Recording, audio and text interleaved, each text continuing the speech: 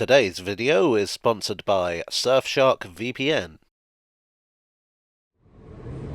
I recently went to York, and while I was there I paid a visit to the Railway Museum, and I thought it might be nice to have a look at some of the things I saw there.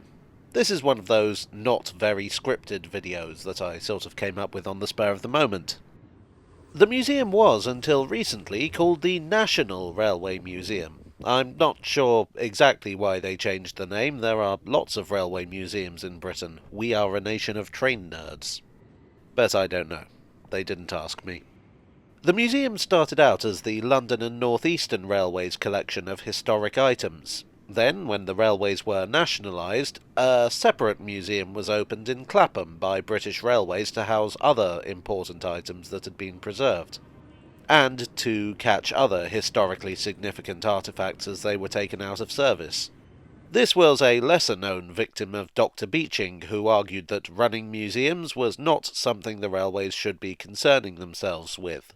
I suppose technically he wasn't wrong about that.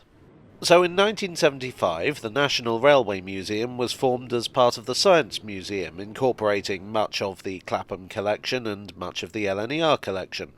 This is a very simplified version of events because I want to talk about the Puff Puffs. Perhaps the most striking exhibits are the streamliners Mallard and Duchess of Hamilton. A4s like Mallard and Princess Coronations like Duchess were at the vanguard of the 1930s competition between the LNER and the London, Midland and Scottish Railway to provide the fastest, best service from London to the cities of Scotland. Which locomotive is the best is likely to provoke no end of uncivil debate among railway enthusiasts, so I'll just say for now that they're both gorgeous examples of Art Deco engineering. 60 years before Mallard, this engine was the state-of-the-art express locomotive on the East Coast Main Line. This is the Great Northern Railway's No. 1, designed by Patrick Stirling and constructed in 1870. To my mind, this is one of the most elegant-looking locomotives ever built. These engines were hauling the Great Northern's most prestigious trains for nearly 30 years, only being displaced by Henry Ivatt's Atlantics from 1898. Now I'd like to look at something less glamorous. I've always rather liked the North Eastern Railway's 1001 class. This engine was designed by William Booth and is a contemporary of Great Northern No. 1, having been built in 1874, but is quite primitive by comparison. This is the long boiler type, a design patented by Robert Stephenson for heavy goods trains in 1842. They had a lot of power, but a tendency to run out of steam over long distances. Fortunately, the coal trains this engine was built for were slow and often had to stop to let passenger trains pass. So the long boilers had plenty of opportunity to get their breath back. In fact, I'm going to take a breather of my own for a moment to talk about this video's sponsor. Safety is a priority on a railway line, and it should be your priority when you're going online. You need a VPN, and that's where Surfshark comes in. Surfshark has advanced encryption to protect you from snooping by criminals, corporations and governments. Sure, governments are meant to have your best interests at heart, but they did have the Clapham Transport Museum closed. With servers in over 100 countries, Surfshark also enables you to get around international restrictions, to take advantage of region-specific pricing, and to unlock content from other countries.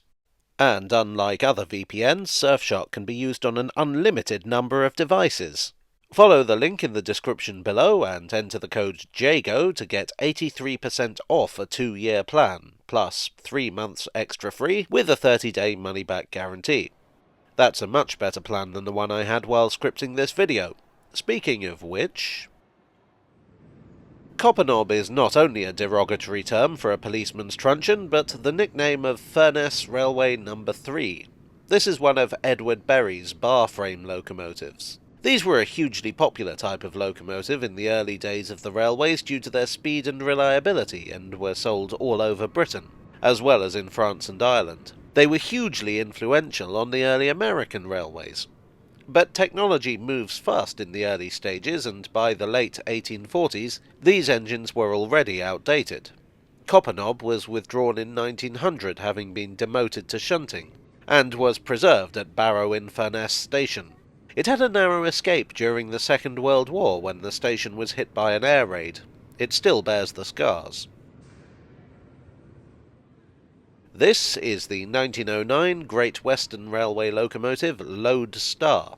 Officially it's a 4000 class, but railway enthusiasts always call them the Star class.